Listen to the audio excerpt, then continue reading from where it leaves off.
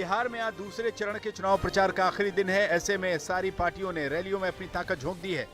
आज प्रधानमंत्री नरेंद्र मोदी का बिहार का तीसरा दौरा है, जहां वो 4 रैलियां करेंगे। मोदी की ये रैलियां छपरा, समस्तीपुर, मोतिहारी और बगहा में होंगी। बिहार में दूसरे चरण का मतदान 3 नवंबर को होना है।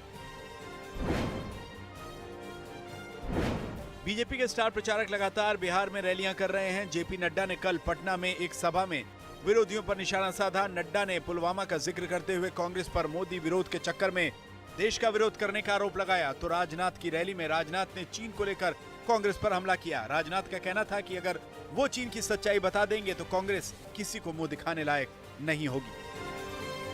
कहा जा रहा है कि चीन में आकर 1200 किलोमीटर वर्ग किलोमीटर जमीन कब्जा कर ली। खुलासा मैं कर दूंगा, चेहरा दिखाना मुश्किल हो जाएगा मेरे भाई।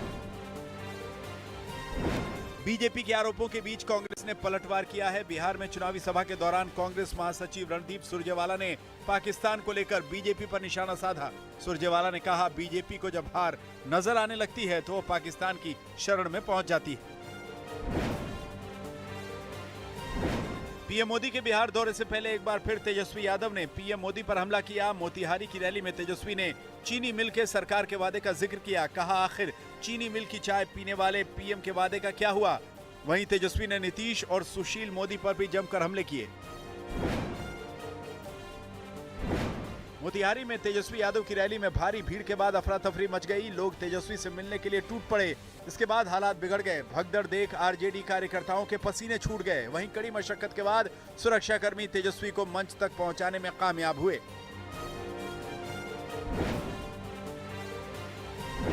मुजफ्फरपुर के मीनपुर विधानसभा में पप्पू यादव का चुनावी मंच टूट गया। मंच के टूटते ही मौके पर अफरा तफरी मच गई। मंच से गिरकर पप्पू यादव घायल हो गए। उनके हाथ में चोट आई है। इसके बाद वो वापस पटना लौट गए। पप्पू यादव ने उस घटना को अपने खिलाफ साजिश बताया। मध्य प्रदेश में उपचुनाव को लेकर पार्टियां ताबड़तोड़ प्रचार कर रही हैं। ग्वालियर में इमरती के समर्थन में शिवराज सिंह चौहान और सिंधिया ने भव्य रोड शो निकाला। रोड शो में आतिशबाजी और पुष्प वर्षा से स्वागत हुआ। मध्य प्रदेश के पूर्व मुख्यमंत्री कमलनाथ ने चुनाव आयोग के फैसले को सुप्रीम कोर्ट में चुनौती दी है। याचिका में चुनाव आयोग के फैसले को एक तरफा बताया गया। कमलनाथ से चुनाव आयोग ने कांग्रेस पार्टी के स्टार प्रचारक का दर्जा छीन लिया है। चुनावी जनसभा में दिए विवादित बयानों की वजह से चुनाव आयोग ने यह फैसला किया है। गोवा के मुख्यमंत्री प्रमोद सावंत ने सरकारी नौकरी को लेकर अजीबोगरीब बयान दिया। प्रमोद सावंत ने कहा कि कल अगर भगवान भी मुख्यमंत्री बन जाएं, तब भी सबको सरकारी नौकरी देना संभव नहीं होगा। प्रमोद सावंत ने यह बयान एक कार्यक्रम में दिया।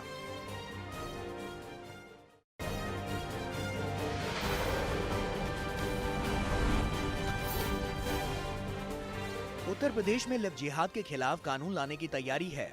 देवरिया और जौनपुर में चुनावी रैलियों के दौरान मुख्यमंत्री योगी आदित्यनाथ ने इस भावी कानून का न सिर्फ ऐलान किया, बल्कि अगर कानून बन जाता है तो उत्तर प्रदेश पहला राज्य होगा जहां लव जिहाद के खिलाफ कानून होगा। योगी आदित्यनाथ ने लव जिहाद के खिलाफ कानून बनाए जाने का ऐलान करते हुए इलाहाबाद हाईकोर्ट के एक फैसले का भी जिक्र किया। इसमें हाईकोर्ट ने कहा है कि सिर्फ शादी के लिए धर्म परिवर्तन को स्वीकार नहीं किया जा सकता। कुरान की हदीस का हवाला देते हुए कोर्ट ने कहा कि कल उच्च न्यायालय ने प्रयागराज में एक फैसला दिया और उन्होंने कहा कि आवश्यक नहीं, कोई आवश्यक नहीं, धर्म परिवर्तन करना शादी के लिए आवश्यक नहीं है। और भाइयों बहनों, लव जिहाद की समस्या पर भी सख्ती से अंकुश लगाने का कार्य सरकार करने जा रही है। बहुत सख्ती के साथ अंकुश लगाने का कार्य करेगी। चंद रोज पहले ही योग गुरु बाबा रामदेव ने लव जिहाद के खिलाफ कानून की मांग की थी। योगी सरकार के ऐलान से वो गदगद हैं। लव जिहाद का कॉन्सेप्ट भी यही है। हिंदू लड़की को शादी का झांसा देकर जब कोई मुस्लिम युवक उस लड़की का धर्म परिवर्तन करवाता है या करवाने की कोशिश करता है तो इसे आमतौर पर लव जिहाद का नाम दिया जाता है। इस्लाम के सभी बड़े मुल्ला मौलवियों मौलानाओं से लेकर के जिम्मेदार लोगों को इसको की खिलाफत करनी चाहिए। और कोई भी गुंडा, कोई भी एक शैतान हैवान व्यक्ति इस तरह से कोई हरकत न कर पाए, ऐसी भारत में कठोर कानून व्यवस्था भी होनी चाहिए। ऐसे दरिंदों को जल्दी से जल्द खुलेआम, मैं तो कहता हूँ सरेआम उनको चौराहों पर फांसी लगनी चाहिए।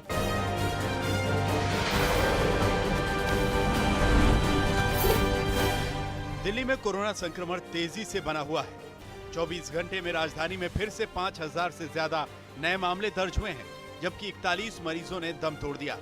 ये लगातार चौथा दिन है जब दिल्ली में 5000 से ज्यादा कोरोना केस सामने आए हैं। दिल्ली में कुल मामले 3,86,000 से ज्यादा हो गए हैं। राजधानी में कोरोना रिकवरी रेट भी घटकर 90% से नीचे आ गया है। महाराष्ट्र में कोरोना संक्रमण में आई गिरावट अभी कायम है। 24 घंटे में महाराष्ट्र में 5,548 मरीज सामने आए, जबकि स्वस्थ होकर घर जाने वाले मरीजों की तादाद 7,000 से ज्यादा रही। महाराष्ट्र में कोरोना रिकवरी रेट करीब 90% तक पहुंच गया है, जबकि कुल कोरोना मामले 1.25 लाख के आसपास हैं। दक्षिण भारत के कर्नाटक में कोरोना संक्रमण का ग्राफ तेजी से नीचे की ओर जा रहा है। राज्य में 24 घंटे में करीब 3,000 मरीज सामने आए हैं। इनमें से करीब 1,600 मामले सिर्फ बेंगलुरु से हैं। वहीं 24 घंटे में राज्य में 28 मरीजों की मौत हुई है। हालांकि केरल में संक्रमण स्थिर बना हुआ है। राज्य में 24 घंटे में करीब 8,000 नए मामले सामने आए। केरल में कोरोना से अब तक करीब 1,500 लोगों की मौत हो चुकी है।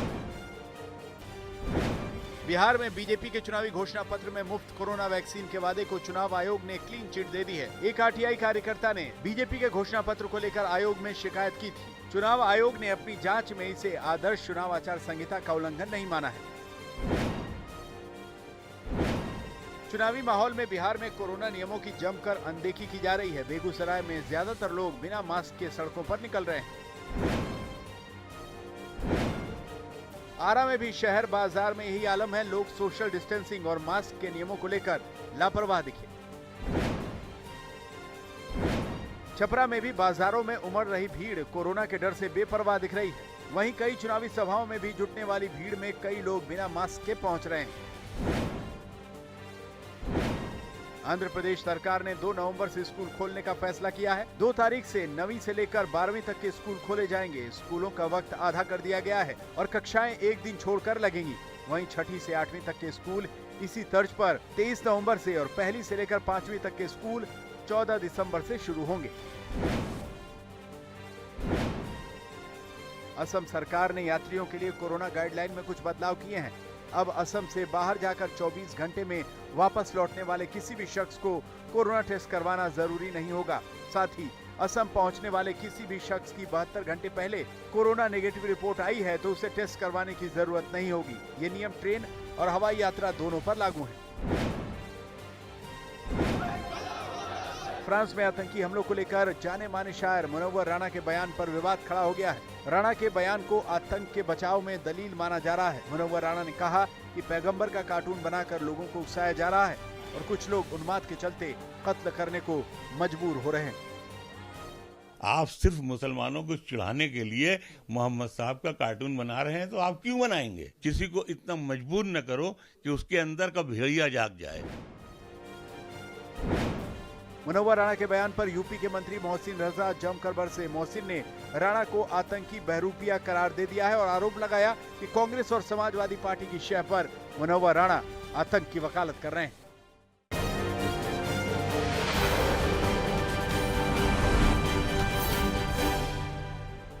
मध्य प्रदेश के बैतूल में एक किसान की हत्या की गुत्थी पुलिस ने सुलझा ली है।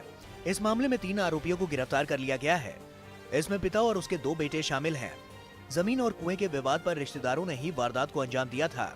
हत्या के बाद लाश को बोरे में भरकर फेंक दिया गया। किसान आनंद राव को 28 अक्टूबर को खेत से लौटने पर घर में बंद कर मार डाला गया। मारने के लिए आनंद राव के मुंह में कपड़ा ठूंसा गया और हाथ बांधे गए। फिर हथियारों ने हंसे से सिर पर वार करके उसे मौत के घाट उतार दिया। अलीगढ़ में सिपाही को बोनेट पर लेकर दौड़ती कार का वीडियो वायरल हुआ है। फोटो खींचते समय सिपाही पर कार चढ़ाने की कोशिश भी की गई। पुलिसकर्मी को बदमाशों ने यमुना एक्सप्रेसवे पर गिराकर वहां से फरार हो गए। सीसीटीवी में कैद वारदात में कार सवार युवक की तस्वीर भी सामने आई है। पुलिस ने कार मालिक को गिरफ्तार कर लिया है, लेकिन कार चालक फरार है। इस मामले में केस दर्ज कर लिया गया है।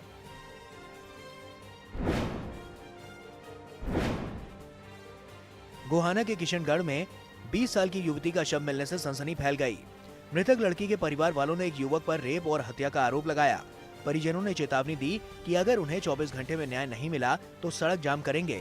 गोहाना पुलिस मौके पर पहुंचकर जांच में जुट गई है।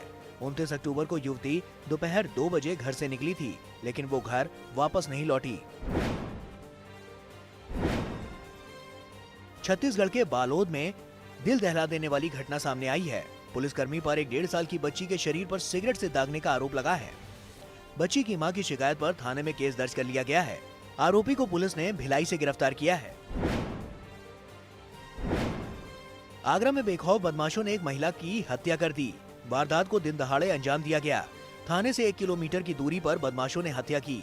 सूचना मिलने पर एसपी सिटी फोर्स के साथ मौके पर पहुंचे। महिला की शिनाख्त हो गई। अपराधियों की धरपकड़ के लिए सीसीटीवी और सर्विलांस का सहारा लिया जा रहा है। पुलिस का दावा है कि अपराधियों को जल्द गिरफ्तार कर लिया जाएगा।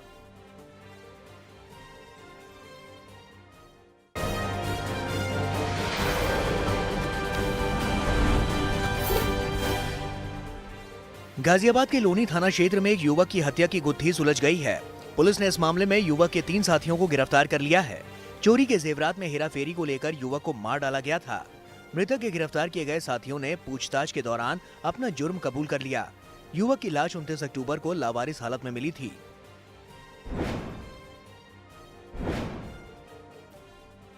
नोएडा में एक शख्स की हत्या में उसकी पत्नी को गिरफ्तार कर लिया गया है। शख्स की लाश संदिग्ध हालत में मिली थी।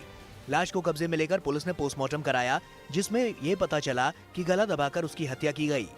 आरोपी पत्नी के मुताबिक 29 अक्टूबर की रात उसके पति ने गंदी गंदी गालियां दी थीं और मारपीट भी की थी, जिससे परेशान होकर 2 नाबालिग बेटियों के साथ मिलकर पति की हत्या की साजिश रची।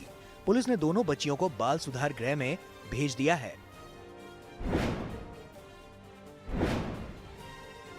मध्य प्रदेश के श्योपुर में पुलिस का बेरहम चेहरा बेनकाब हुआ है। थाना प्रभारी समेत 4 पुलिसकर्मियों पर पूछताछ के नाम पर महिला समेत 2 युवकों के साथ बेरहमी से पीटने का संगीन इल्जाम लगा है। पीड़ितों ने शिकायत पत्र में बताया कि बीहड़ में ले जाकर उन्हें डंडों और बेल्ट से पीटा गया। बीजेपी नेताओं के हस्तक्षेप के बाद ही इस मामले में शिकायत दर्ज हो सकी है। एसपी ने जांच के आदेश देते हुए एक एएसआई को लाइन हाजिर कर दिया है।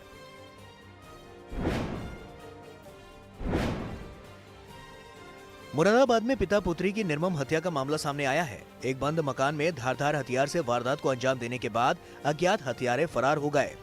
डबल मर्डर की सूचना मिलते ही पुलिस मौके पर पहुंची और क्राइम सीन के जरिए वारदात की जानकारी बटोरने की कोशिश की। परिजनों के मुताबिक मृतक पुराने मकान खरीदने और बेचने का काम करता था और उसकी कुछ लोगों से रंजिश भी थी, जिसकी शिकायत भी की गई थी।